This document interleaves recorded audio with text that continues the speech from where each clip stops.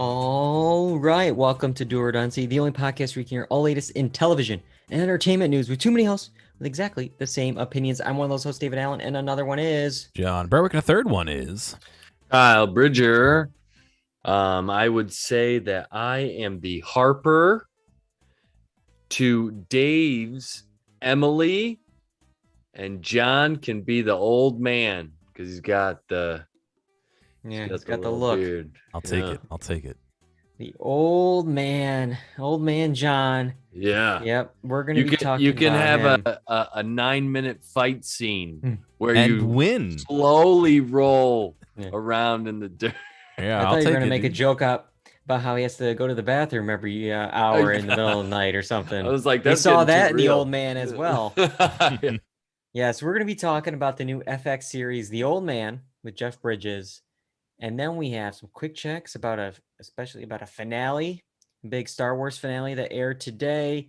Some stuff that aired back in like 2002 I'm going to be talking about.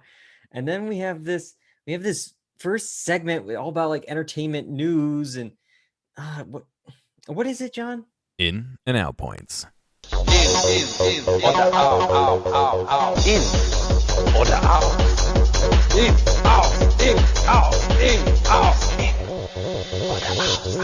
This is in and out points. Next month, we're going to have the annual Emmy nominations. But this week, we got maybe an idea of where things may go with the Television Critics Association Award nominations. They may help us see where the Emmys are going to be going next month. So let's look at the TCAs. The network comedy series Abbott Elementary led with 5 nominations, including Outstanding New Program, Outstanding Comedy Series, and Program of the Year. All right.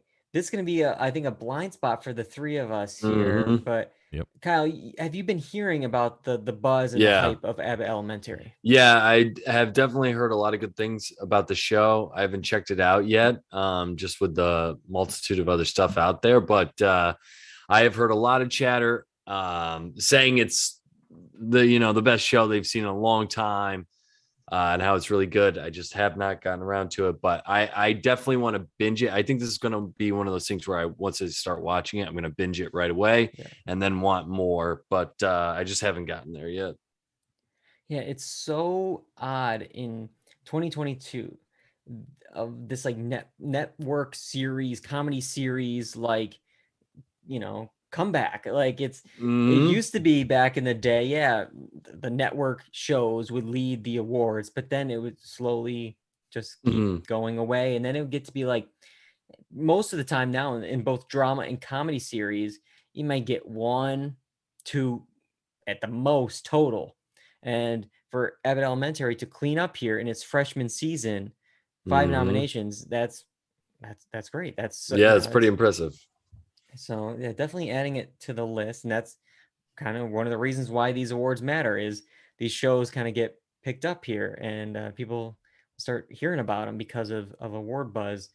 Looking at the other nominations, not too far behind with 4 nominations were Better Call Saul and Yellow Jackets. Both are up for Outstanding Drama and Program of the Year. And yeah, if we're looking at the Program of the Year list, we got Abbott Elementary, Better Call Saul, Hacks, Severance, Squid Game, Succession, The White Lotus, and Yellow Jackets.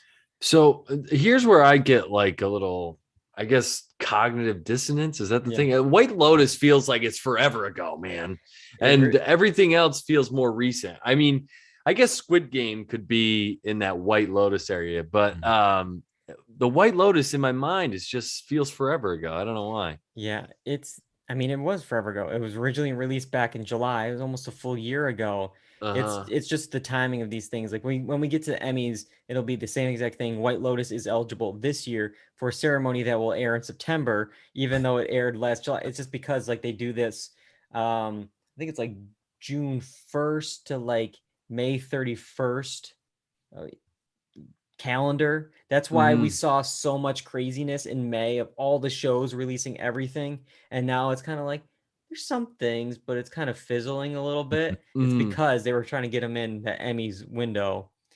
But yeah, this is a strong Stacked. Yeah, it's list. stacked. And that's going to be the thing when we get to the Emmys.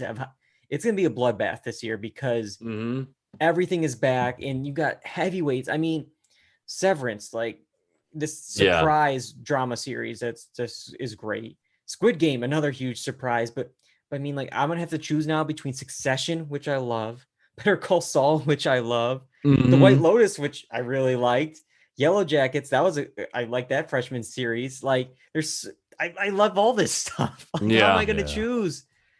It's gonna be tough.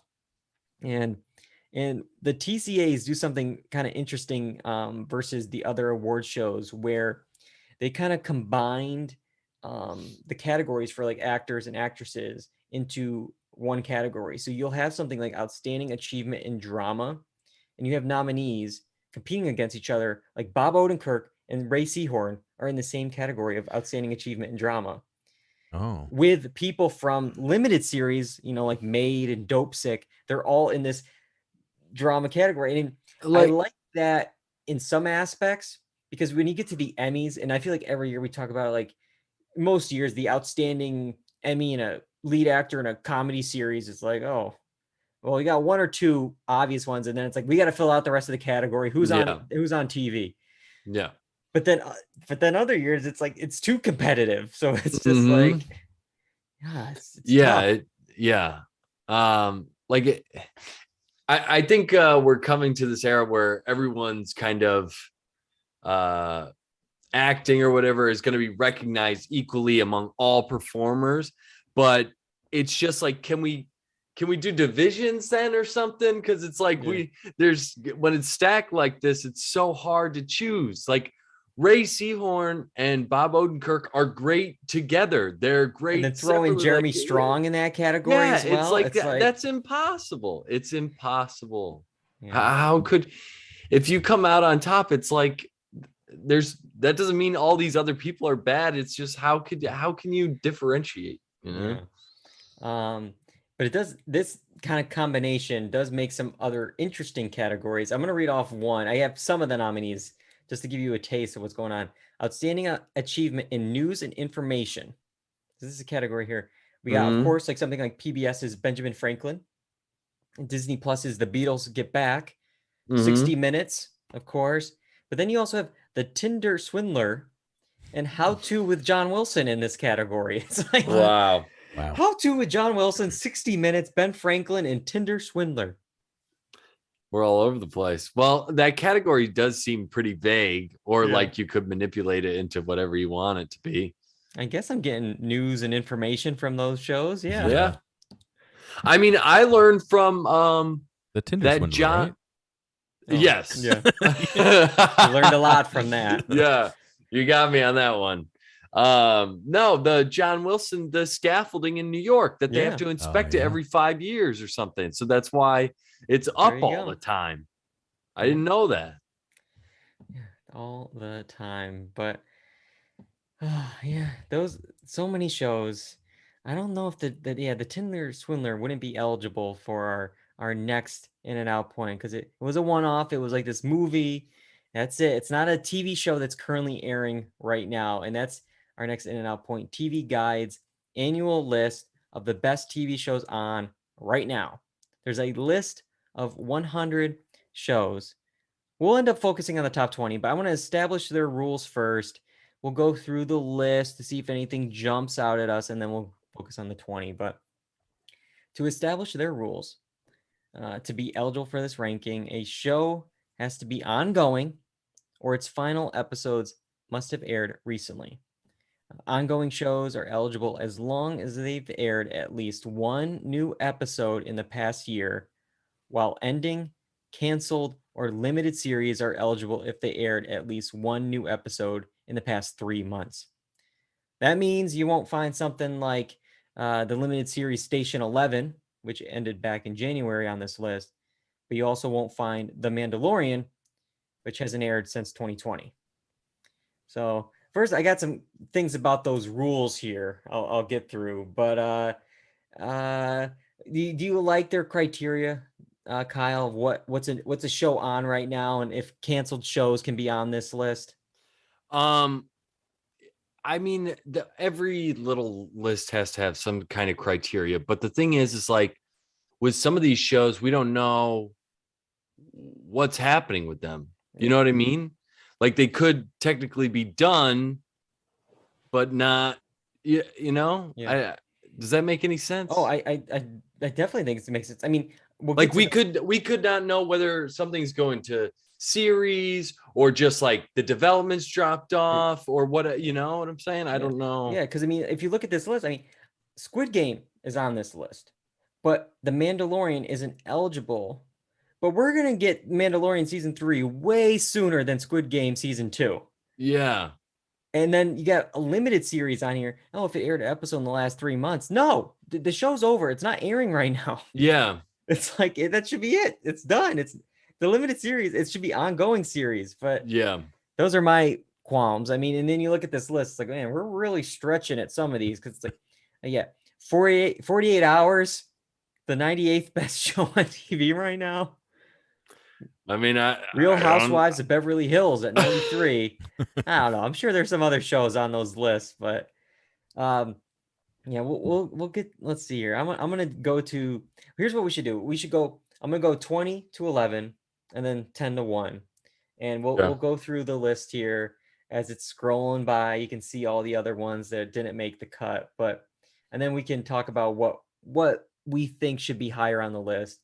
So starting at 20, going up to 11, The White Lotus, Euphoria, Stranger Things, For All Mankind, Yellow Jackets, Hacks, The Good Fight, Reservation Dogs, How To with John Wilson, and Better Things. That's our 20 to 11. Did Hacks get better? Why is everyone like putting it in their lists and nominating it? People really love it. People it won some Emmys last year. Yeah, I think it won maybe in directing, surprising. writing, and lead actress. Maybe not for comedy. Yeah, okay, good. It was for comedy. Yeah, I watched the first season. It was good. I enjoyed it. I just don't know if it's in my top tier of shows. Yeah. You know, it had to have gotten better past episode 1. Then I guess. Yeah, it gets interesting, and their dynamic gets a little. You know, you start to get into the dynamic that they have going on a little bit more. Yeah, and it is good. I just it's not like there's a few shows that I have next tier, and that's like the one below. That's why I haven't watched season 2 yet, because I'm like, I'll get to it, you know. Yeah. Well, that's it. Yeah, you talked about another tier. Let me do 10 to 1 now. 10 to 1. The Boys, The Righteous Gemstones, Evil, Atlanta, Barry, Pachinko, Succession, Severance, Better Call Saul, and number 1, Abbott Elementary. Yeah. Now, John, I see you're shaking your head. Here's what I'll say. We'll say it right up front. Better Call Saul was ineligible for the top spot, according to them, because the show won in 2020. So they always give the number 1 spot to another show. That's a lame reason, but okay. So that's why they write it in the description, and they're like, I think they even were like, you know, stop shaking your head, John. Like they actually say something like, they don't quibble with this. It's number 2 for this reason. It's the same reason why Evil is also not the top, because TV Guide loves Evil. We went on a whole rant, I think, last year when we talked about this list. Yeah. It topped the list in 2021, the best show. It dropped down to 8 this year. Man, they must have really just slid. Yeah. I wonder who's paying, TV Line or TV Guide off. But yeah, you look at this top 10. I mean, let's see, 1, 2, 3, 4, 5. They're all good. 6 of the 10 are like my favorite shows. Yeah. And then again, you look at like the list and you're like, man, Barry's at 6, Succession at 4. Like, what the hell? But then you like look at what the other ones are. Yeah. And you're like, well, yeah, Severance, Better Call Saul. It's like there is just too much. You can't even make a top 10. Like it's.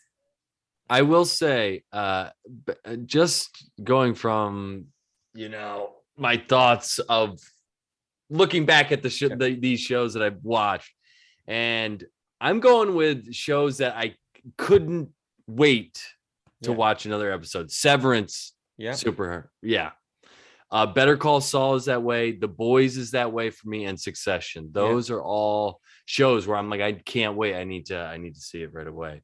So yeah. Better Call Saul, Succession, Severance. Those are like probably my top 3 shows. Not in that order, but those are my top 3. I know John, you're a big Saul guy. Any other ones in there?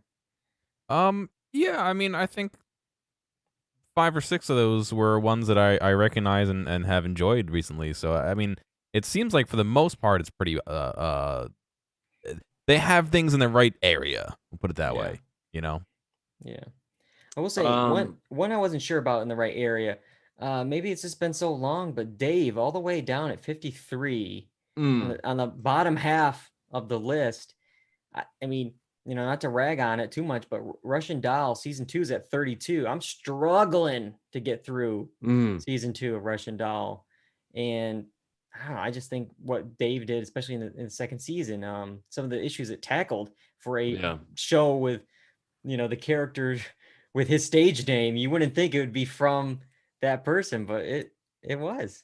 And some other ones I saw, Ted Lasso, the kind of Emmy favorite Ted it was Lasso, a little bit lower. 28.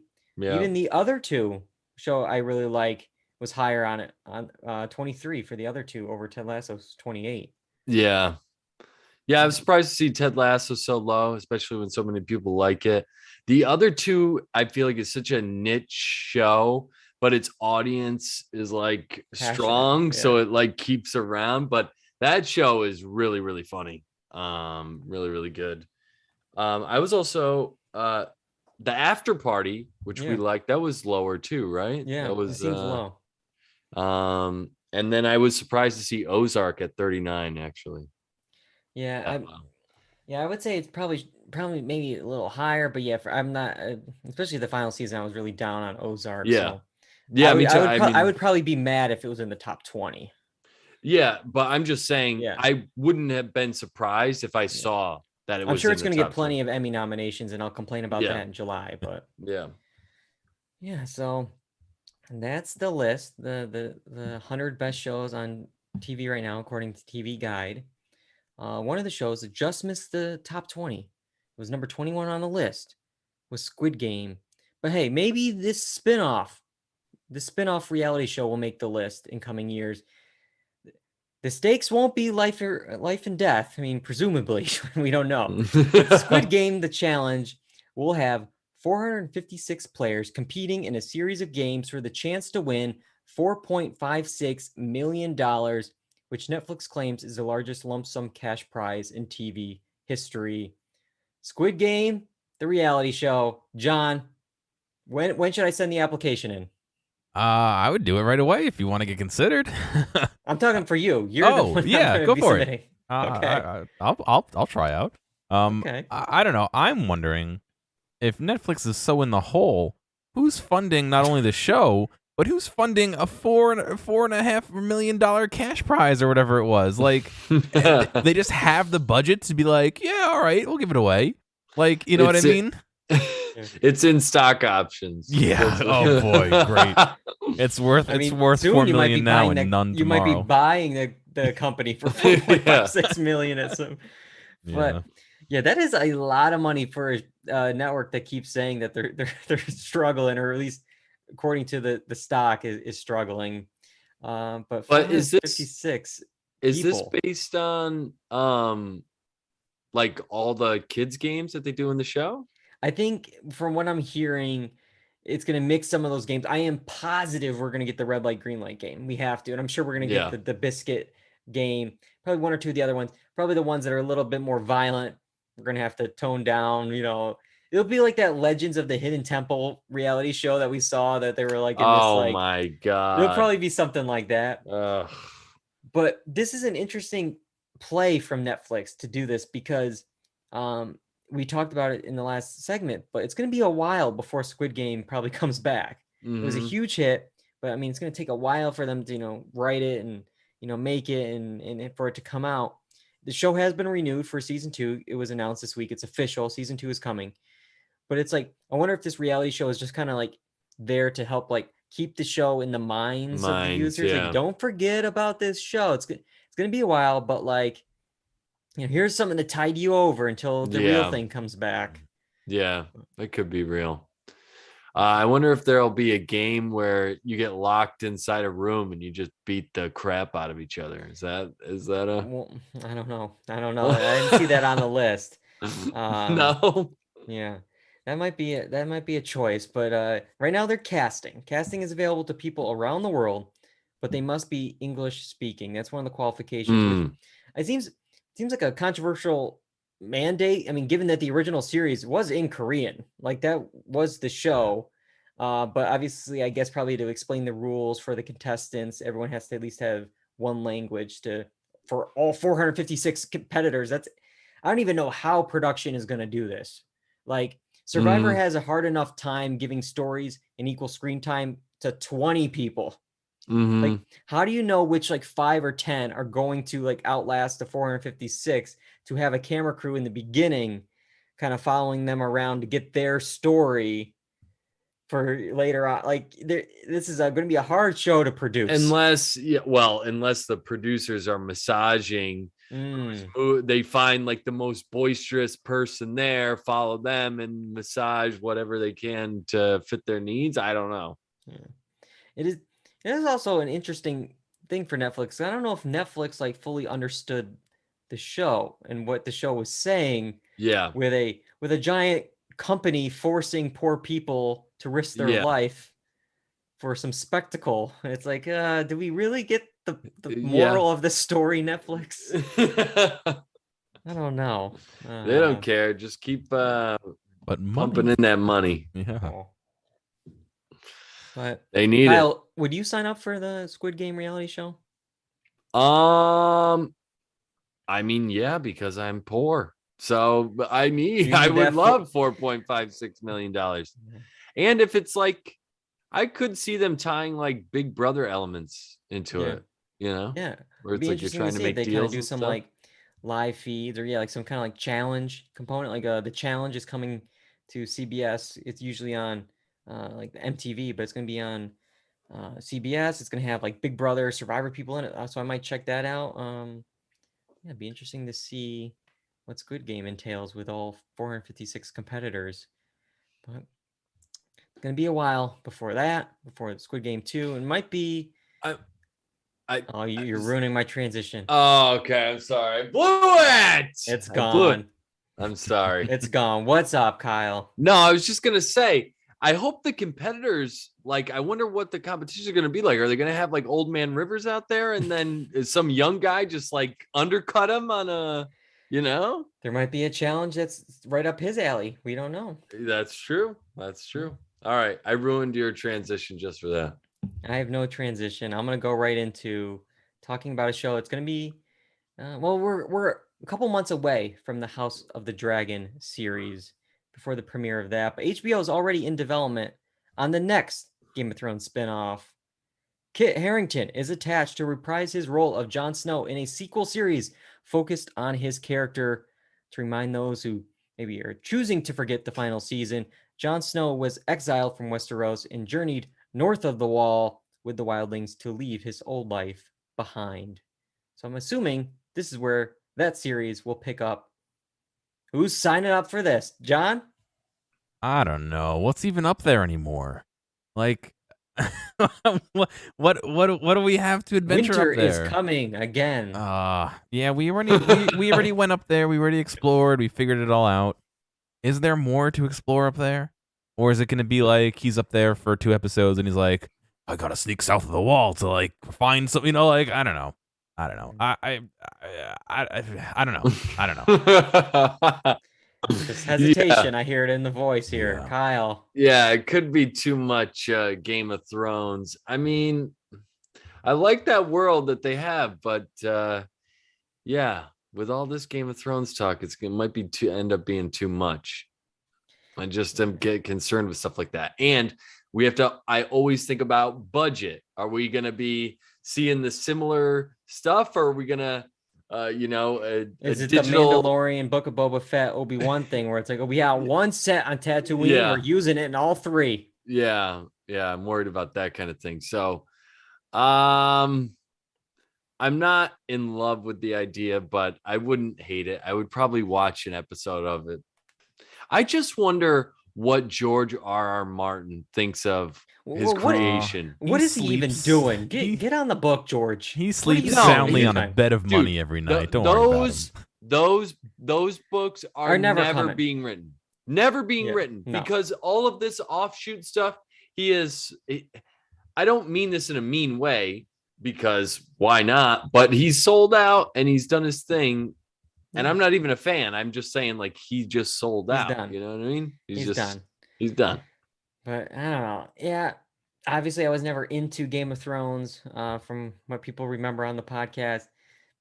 So this doesn't really, interest me. I'll check out House of the Dragon because it is at least a prequel, so I don't need to have so much info, I feel like. But yeah, HBO has a lot of stuff in development. I will say they are being careful with like they I think they shot a whole other pilot of a spinoff and then they didn't like it, so they scrapped it. It's like they didn't go all in on something that they didn't really like to tarnish the brand. They have a lot in development right now. This marks, I think, 7 Game of Thrones projects in development. That includes the August, release of House of the Dragon, but there's 10,000 ships, 9 voyages, Dunk and Egg, and some animated prequel projects as well. Plus, there's a stage play about the origins of Robert's Rebellion. Those books that we've mentioned are never coming. So this world is just only going to get bigger and bigger and bigger and bigger.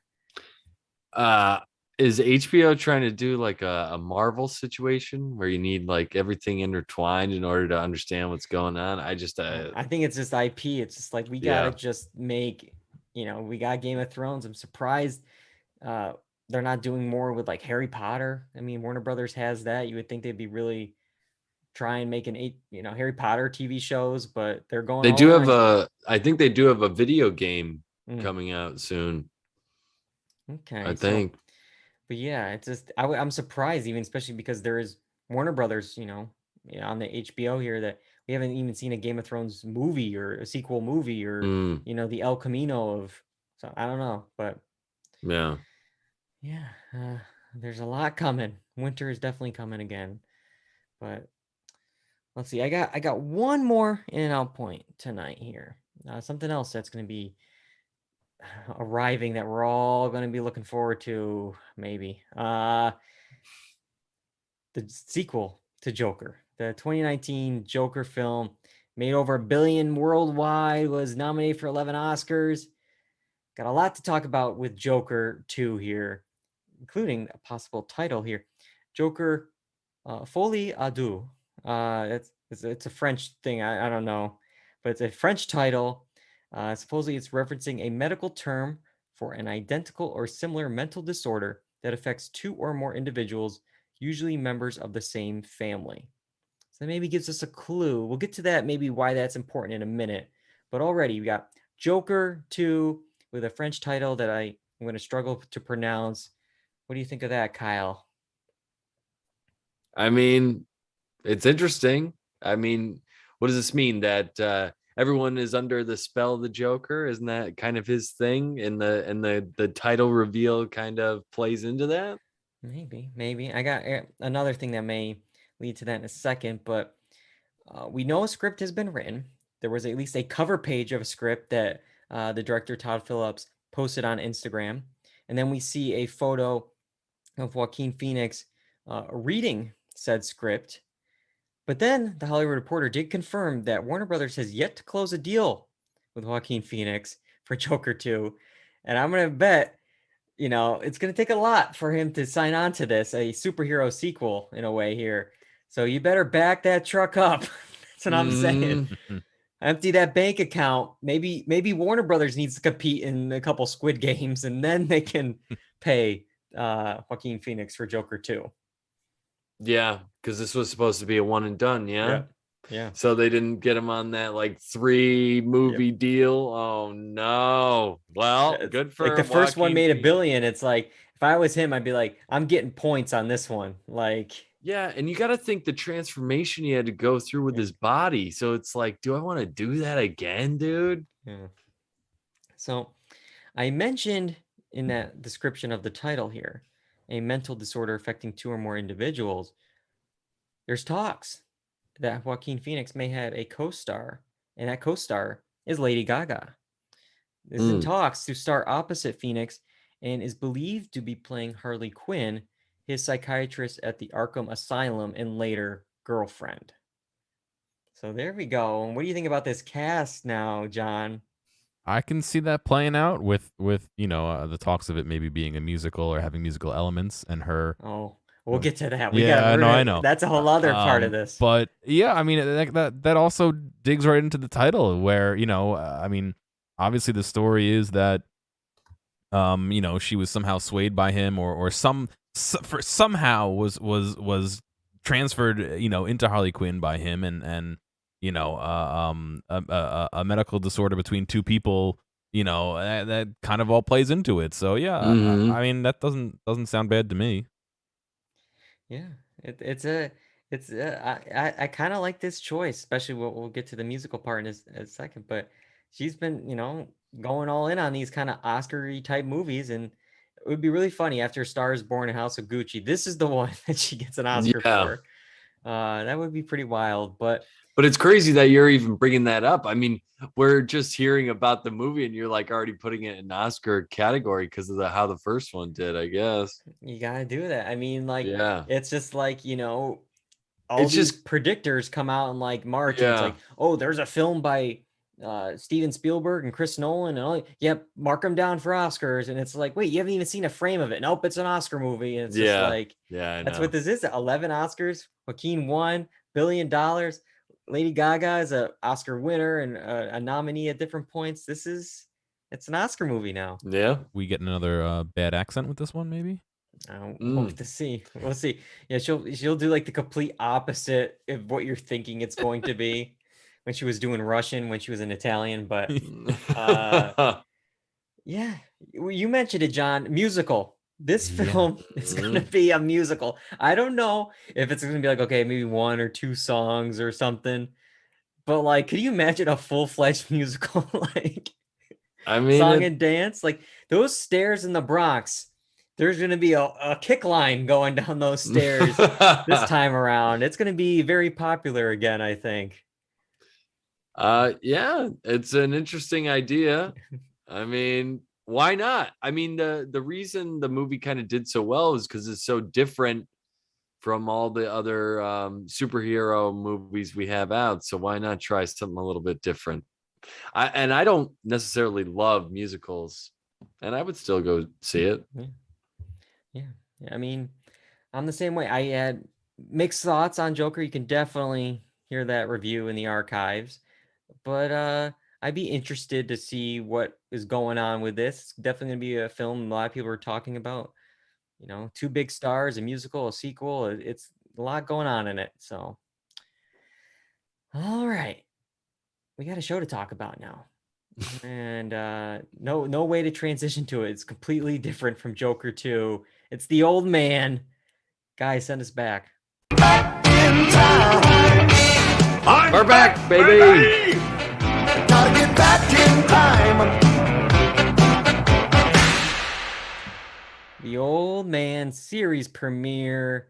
Old episode Man was just 1, but Roman numeral 1, June 16th on FX, or you can watch it the next day on Hulu. Not FX on Hulu because that doesn't exist anymore. Just FX on the Hulu site. Got that? Okay. So I got some possible spoilers in my episode description. I'll just, do that with what you will. This series is based on the novel of the same name and stars Jeff Bridges as Dan Chase, a man who absconded from the CIA decades ago and has been living off the grid since. However, when an assassin arrives and tries to take Dan out, the old operative learns that to ensure his future, he must now reconcile his past. All right, we all saw The Old Man. There's 2 episodes that dropped. I'm going to start off with John because you saw 2 of them. Mm-hmm. I think Kyle and I just saw 1. What did you think of your 2 episodes of The Old Man? Very interesting. I didn't look into this show at all, so I went in completely blind. And the first, I don't know, 5, 10, 15 minutes, I thought it was going to be what was that one with the long title that we watched with the old man who was like going Was it senile? Samuel L. Jackson? Yeah. The Last Days of Ptolemy Gray. Yes, I believe. yes. Yeah. I thought it was going to be in that vein where it's going to be a sad story of this old man who his wife died and he's starting to go crazy and, he's getting he's forgetting stuff. Oh, he left his phone in the microwave and walked away and he burnt his house down. Like, I thought it was going that The direction. show was, the show was pushing us towards that direction. And then all of a sudden, at the end-ish of the episode, in the middle episode, spoilers, he gets attacked by an assassin and kills him, and it's like, all right, this is different. So my initial view was like, and then all of a sudden it was kind of like, oh, okay, let's see where this is going. You sound like the I just thinking that way. It's just like at first I was like, and now I'm like, oh, and then episode 2 was like, yeah. But I mean, yeah, it was interesting. It was interesting enough that I watched a second episode. So that's a little bit higher praise than a lot of the shows that we watch where I just kind of say, never mind. So, yeah, I definitely see what you're saying there. Cause like this show was slowly piecing you information and it was doing so like in such a confident way. Like a lot of shows will start off with a big flashy moment in the beginning of the pilot. And then you flash back to like 6 weeks before and to see how you got to that moment. Mm-hmm. But here it's like you have an old man waking up multiple times to use the bathroom. Like they don't care. They're going slow to start, and they're slowly giving you breadcrumbs of what's going on. And then, you kind of get tricked a little bit. You think, there's confusion at the doctor. Putting something in the microwave. The voiceover from the daughter's cell phone call is like, should I be worried? And it's like, you're not supposed to be worried about him. You're supposed to be worried about like what could happen to him. Because this assassin comes in. And then that's when okay, something's different here. This is not what you thought it was. And halfway through, it kind of changes. It was kind of a cool reveal with that. Kyle, what did you think of the old man? Yeah, there's a lot of clues, a lot of tidbits of information that, how does it seem? Where's it leading to? Just like that phone call, has a different context when you watch the entire episode. So I enjoyed it. I'm liking these little clues they gave. I think Jeff Bridges is, I guess, believable in that role. He was decent with it. I just have like some questions about like, is he a Russian or some kind of other spy? They made it seem like he wasn't. I think that's from part here. of what we have to figure out. I think they're piecing that little bit and how he ties to other people in the episodes that we find out about, And so we have this thing where we have to take his word for it that, whatever happened to his wife was whatever it was, because she keeps having these episodes where she's looking at him like he's a complete monster, and we don't know, and I don't know. His wife doesn't seem like she's an American, so that's why it makes me think that he's from a different country and all this other stuff. So, it's just it is interesting, and then somehow, what's his name? The guy who plays Harper, is all intertwined in this too. So John Lithgow, I believe. Right? Yeah, John Lithgow. Yeah. There's a lot of questions. And everyone talks so vague. It's like things have changed since you left the game, and it's like, wait, what game? Like, who's in the game? You were in the game. Like, what game? Like, it's just, and they're slowly giving you stuff, which could be good or bad. Like, you like the mystery element, but then it's like, can it sustain it? Like recently, it needs a payoff. That the Shining Girls, like I was in 2-3 episodes, but I'm like, where are we going? And it's just, it felt like I just dropped off. I couldn't do it. And I watched all of Mosquito Coast on Apple TV Plus. I'm like, what did the parents do that they're on the run? They won't tell their kids. What is it? I want to know. And then you get to the end. It's like, oh, that's it. Like that was the thing. And it's just like, so I'm hoping, like we got a full story here, and and I'll like the reveal when I get to the end of the mystery. For sure. I will say for some, this might be a con, but like the pacing of the episode. I mean, obviously, as it gives you little breadcrumbs, it could be slow for some people. And then to add to this, it's the long takes.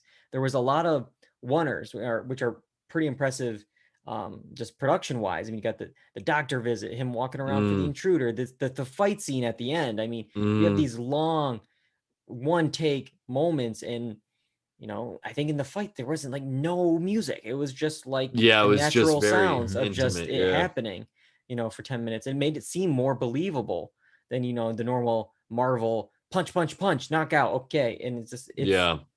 but yeah, I also thought like the car crash leading up to this fight was a kind of unique way that they shot it. We're in the seat with him for the crash. We're not, we don't cut to the car outside flipping around and hitting this and, dust. And it's like, no, we were like in the car with him, what he would have saw in that moment as well.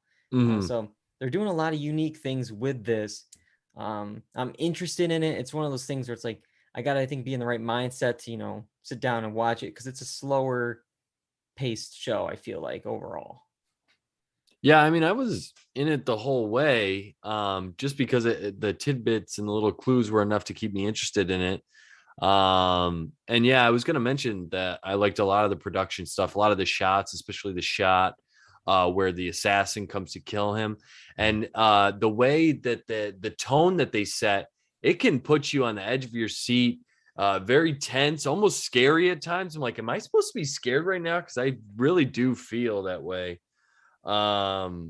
So yeah, just those little bits of the show make it that much better and more interesting, I think, in my mind. The thing I will say, the thing that I didn't like the phone calls so much back and forth between Emily and him. It just felt like I get the point of what those phone calls are supposed to achieve. Can we it seemed long. We could have cut some of that out. Yeah, or it doesn't need to be done twice. It can just be that one time. Be more efficient with the time. Yeah. I mean, he must have had a lot of time to train these dogs. That's my one things here. It's like Deus Ex dog, the Deus Ex Machina of, it's like these dogs are his superpowers. He whistles and boom, they know exactly what to do. They go here, they attack this person, they go this way. Like it's like the I don't know if you've seen Jurassic World, either Fallen Kingdom or Dominion. There's like a raptor. They shine a light on them, then they do a whistle, and then it's like, I only can attack this person now, and I must focus on this forever. And it's like until that person's done, like that's all they do. I feel like these are the same way with the dogs. It's like whistle, okay, I'm in action, let's go. It's just like, but yeah, it seems like they're gonna be around for a while at least. They're in the poster, so. Yeah, yeah, man. They got the top billing there with Jeff Bridges. The three of them. They ran pretty far. Yeah, they did. They had to have run pretty far. Yeah. But yeah, any other thoughts on the old man? Are we going to be watching more? John, you saw 2. You going to watch another one? Yeah, I think this is one of those shows where when I'm looking for something to watch, if I remember it, I'll be like, oh yeah, let me check it out. I don't know if I'm going to make it my this is the next thing I'm watching tonight, but I think it's worth checking in on a few more. I don't know. I think that's probably my course of action. Is when I remember, I will watch a few. And Kyle? Yeah, I'll probably watch another, see how it goes from there, and see how interested I am. And if it gets my attention, that's really all I need in this day and age, because you are one of the dogs. Just distract me, just do something. Yeah, for a minute pretty. and, Yes. Yeah, but yeah, I'm on the fence. I liked what I saw, but it's just, there's so much going on right now. I got to be in the right mindset, but I'm sure if I watch another one, I'd still feel the same. But all right, that's the old man. We got some time tonight to really discuss these few things, but this is the quick checks. Quick check. Yeah, let's start off with a finale that aired today. Kyle and I didn't keep up with it, but John did. Obi-Wan Kenobi. Yeah. I guess I will start and say that I'm not really gonna go into spoilers, but I'm gonna discuss some stuff. So if you're interested in watching, hit that 30-second skip button. But yeah, the finale was interesting. I think I still have the same complaints as before. The child actor and actresses are very hard to deal with. Their kids, nothing against them, but you can tell they're kids. It's a little tough. I don't want to say that they're bad actors, but they're kid actors, you know. So that kind of was the roughest part for me. But we get to a point in the finale where it's literally Darth Vader and Obi-Wan fighting each other. You know, and that was a really cool sequence. It was mirrored with some other fights going on at the same time. We also get some flashbacks to Anakin and Obi-Wan training, which was very interesting. Hayden Christensen looks a little different, but not enough to like be like, oh, it's the wrong person. But like, you can tell he's older now a little bit, you know. Yeah, I was gonna ask, did they de-age his face or no? Yeah, I think they did a little de-aging. His face looks a little fuller than it did back then, I think is the issue. Like, he still looks young, but his face just doesn't look as you know, thin. Yeah. But yeah, I mean, I kind of like these little Star Wars things because it fills in gaps that I know, and they're, again, we don't have to watch 4 million different things like Marvel to figure out where they fit in the universe. Not yet. They're building towards it. But you know, this fits really neatly into that one of the bigger chunks of time between the prequels and the sequels. And it worked. I thought it worked, you know. Yeah, because I wanted to ask you about that, because I've seen some people online talk about how, like, you know, Episode 4, the original Star Wars in the 70s, came out, and like there's some things in this series that people think, like, does this like negate or kind of mess up some of the stuff leading into Episode 4 versus like something like Better Call Saul, which seems like, okay, this is setting this up pretty well. Yeah. But this is like, well, you know, does Leia, you know, like when she does the R2D2, you know, help me, Obi-Wan Kenobi, you're my only hope. It's like, it sounds like does she actually know that this was the Ben that helped her in Obi-Wan? Or like, same with, you know, the interactions between Darth Vader and Obi-Wan. It's like, oh, I haven't seen you in blank number of years in Episode 4, and that fight was supposed to be like this big deal, but it's like, oh, they already had a fight at this other point. Like, yeah, I get what you're saying, and I think that something like this, considering it's like it's not George Lucas writing it, you know what I mean? Yeah. It's kind of a whole separate thing. So yes, there are a little bit of weird things like that. I also think that, you know, they were not strangers to editing and CGIing new things into the old prequels or sequels. Who's to say they're not going to re-release it in 2 years and like change? You know what I mean? Like, just tweak a line or do something. I could totally see them trying to do that just to be like, put oh yeah, Ewan it's McGregor's face over the original actor in but Star Wars Episode 4. I mean, I don't know. I when you're trying to fit something like this in anywhere, you're gonna have to either work really hard to not corner yourself, or you're gonna have little inconsistencies. I'm not afraid of the little inconsistencies, especially when it's easy enough to write off and just say, oh yeah, they fought before. He, you know, all right, so they don't make a big deal about it. You know what I mean? It's it doesn't seem to me like it's a huge thing, but I'm also not a hyper Star Wars nerd, so it doesn't hurt my soul as much as maybe somebody else. To me, it's like those things I feel like are eventually going to happen in any kind of universe where you're trying to build everything, because how are you supposed to keep track of all that? Everyone gets a show board, every single show or movie gets a show board. I mean, I know you got to keep it somewhat related, but like with a film like Star Wars, and how being like popular and like monumental and like iconic as it is, it's like those things are like box, you know, it's like you gotta fit this puzzle piece in just right. You know, if it's another universe that you're kind of making up as you go along, it's like, okay, I can let that slide. You know, they didn't know when they started this movie that there was going to be a sequel, but like, you know, with Star Wars, it's like you're fitting something in out of the 11 real movies that we've had. In between like 3 and 4, after all these other series with the Mandalorian we've had, like, it's putting it, you know, a square peg in a round hole sometimes. But I if mean, you're cool with it, you're the one that watched it.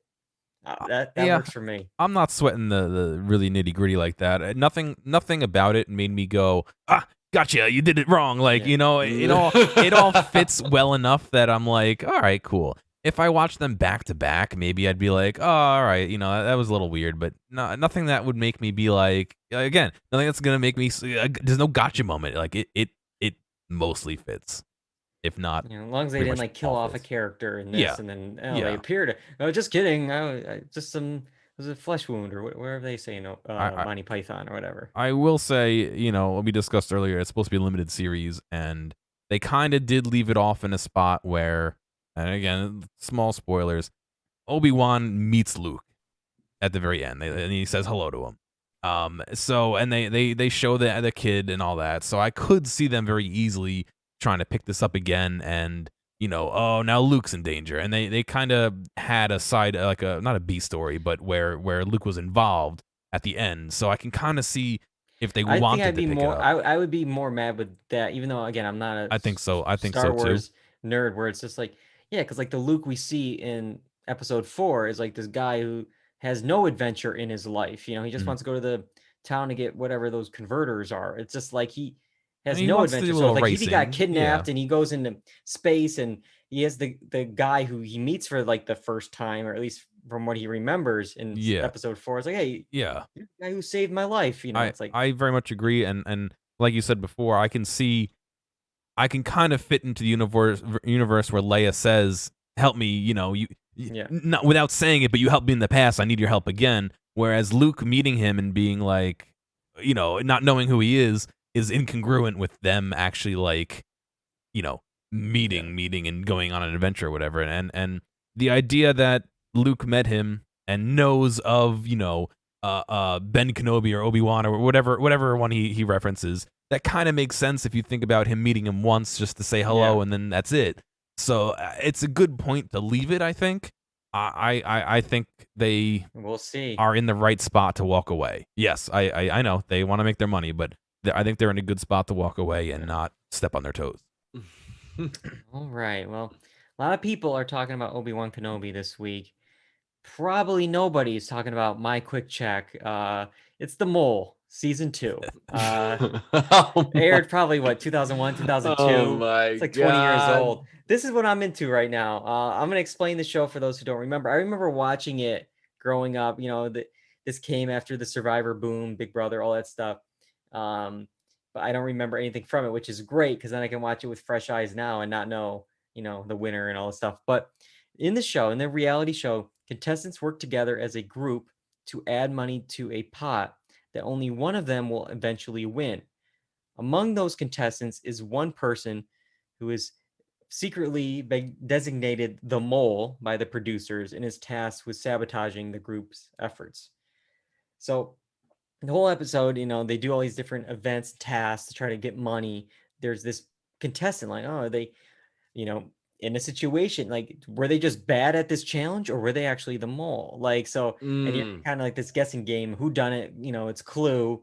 And then at the very end, they take a quiz and whoever, knows the mole the most stays, but then whoever knows the mole the least is evicted or executed, as they say, and they have to get kicked off the show until only, 3 remain. And then when you say that they know the mole the least, what does that mean? So like the questions would be like, is the mole, male or female? In the challenge, is the mole, did they drive the car or were they a passenger in the car? And it's like, so you have to like kind of, whoever scores the best on the quiz is safe, and whoever is, the worst and doesn't know who the mole is leaves. Okay. But you don't know the answers. Like, you don't know what you got right, what you got wrong. So every week your thing could change, Do they do like confessionals and stuff like that? Yeah, they do confessionals, but you, as the audience, you also don't know who the mole is. Okay. So, and you can be watching it and you can be like, oh, you kind of can make your own, like, kind of, I think it's this person, I think it's that person. And then at the end, they kind of will show, this is what we did, to like sabotage throughout the thing. Because again, there could be a situation where it's like, oh, they're actually doing something just bad because they're just bad at that task. Yeah. But it's just an interesting time capsule all the time. You have Anderson Cooper as the host. Yeah. they go to these some exotic European spots for some reason. Season 1 felt really like big and very location specific, like a why we're here doing these tests here. So far, from what I've seen in season 2, there's like no reason to be in any of these locations in Switzerland. And it's like there's like one challenge where they're like standing on a log over a pond. It's like this could be any pond in the world. You didn't have to go to Switzerland to do this, but Anderson Cooper wanted to go to Switzerland. probably. And I said from what I've seen of season 2, because without notice, it was pulled from Netflix on Monday. And I'm not happy. And it's nowhere else. You can't find it anywhere.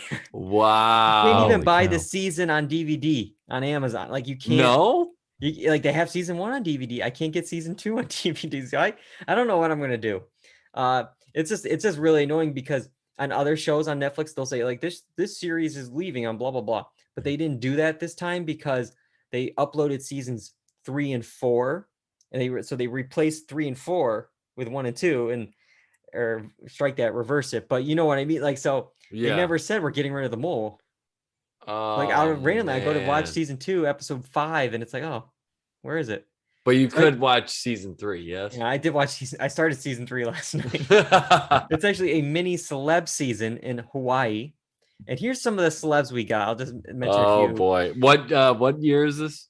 Probably I don't know for sure because I'm really terrified to look up anything because I don't want to know who the mole I'll is. look it up. for time. Okay. But I think it's like 2003, 2004. Okay. But Stephen Baldwin, Kathy Griffin, and the guy from a Disney Channel original movie. I don't know if you remember the movie Brink. We got Brink. He's in this one as well. 2003. 2003. January. I feel 3rd, like Kathy 2003. Griffin is the go-to celebrity that And any Baldwin, throw them in there. Oh But yeah, my so that's what God. I'm doing with my life, watching the mole. But yeah, if anyone knows where season 2 is and can help me out, that'd be great. But Kyle, your show is not a show. You're not doing a movie or a television show this week for your quick check. What are you doing? I am doing Drake's new album. Honestly, Nevermind. Okay. Should I care Um, about this or should I, Probably not. Never but, mind? No. Yeah.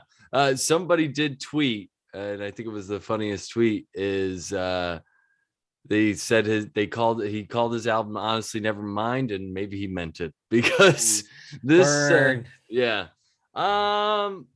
It's different. So I'm not a huge Drake fan, but I figured I'd do this because it was relatively new. And apparently Drake's going in a new style. He decided to make a more a dance vibey album. And it has a lot of house music on. So thank you, Drake, for bringing house music to some young kids that I may not come into contact with, because then I can play my house music that I like. All right. So there's that. But with that said, Drake is not a singer and doing a lot of singing that is not so great. I was told that this album is possibly about Rihanna. I don't know. But if so, this guy is hurting bad because every song is pretty much the same. And it's about how he's feeling down on himself. And literally, there's a title of a song called Text Go Green. She blocked him. So, so it's like all this emotional. He's bad for this woman that he wanted, And then about halfway through the album, there's a song called Massive. And I've listened to a lot of bad EDM music, in my time. And this is not great house music. It's like a metronome in the back and barely anything else going on. I'm like, can we do something about this? Like, this is horrible. It's like when Nathan Fielder did the smoke detector in the background of one of the songs. Yeah. Yeah. Yeah. So then, pretty much this entire album just feels like one long song.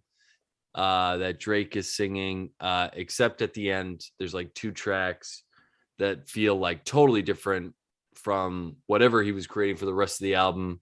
And the track at the end called Jimmy Cooks with 21 Savage, which I liked, but very, very different from the rest of the album. So just an interesting idea by Drake. I'm sure he's not happy. He's kind of getting roasted on Twitter for his album. But maybe the more you listen to it, the more you like it. Listen to whatever you want to. I'm a bald guy with glasses. What do I know? Okay. So much. Were those bonus tracks, the two different ones? The The two at the end that you said were pretty different? Jimmy, yeah, there's one called Jimmy Cooks. No, I think it's on the album. I think it's on the album. That's weird. Why not make them bonus tracks if they're so different? Yeah, they are very different. Wow. Like Drake is, I think there's only 2 like traditional rap songs on there, and that's the one I mentioned at the end of the album, and then another one I think called Sticky. But yeah, everything else is like a house beat with him like crooning over it. And when I use the word crooning, it's a loose term. Loose. Sing us a few bars. We're out of time. I'm sorry. I saved you there on that one, Kyle. Thank you. Yeah. So yeah, all right. That's our quick checks this week. That's it for this show. But next week we're off, so don't expect a show next week. A lot to come though in July. There's a lot coming up in July. Really going to be a busy month. Stranger Things, the second half of season 4, Westworld, and Better Call Saul. They all return. Plus, we got Big Brother, Nope, the Boys finale, Emmy nominations, and we may even have another TV draft game. That's a little tease. That's what might be coming up in July for our shows. The schedule is going to be a little weird for July, so make sure you're following us on Twitter and Instagram so you know when we are recording. Because, for instance, Wednesday night right now, normally we're Mondays at 8 p.m. Tonight was Wednesday. You can find all these episodes on YouTube, Apple Podcasts, Spotify, the blog, dualredundancy.com, and of course, twitch.tv/dualredundancy. Usually always 8 p.m., but again, could be any day this summer. It's going to be a crazy summer, and then we'll get back to a normal schedule probably after the summer. Don't blame us. It's the summer. What can you do? We got stuff going on. We're very busy people here on the. But speaking of, I got to thank both of you guys for again, working around my schedule this week, joining me on Wednesday night to do this podcast. For John, directing the show, putting it up on Apple Podcasts and on YouTube. I couldn't do it without you guys. Thank you. Sure. All right. Until next time, I'm David Allen. John Berwick. And I'm Kyle Bridger. And that's all we got for Dual Redundancy. Goodbye, everybody.